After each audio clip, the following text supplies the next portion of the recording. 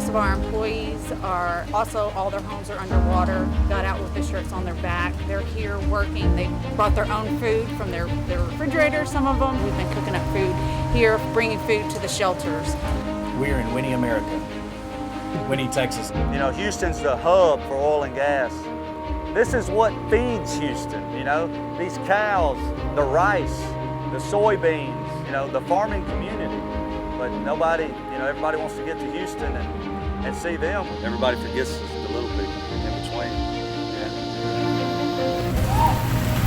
I love everything.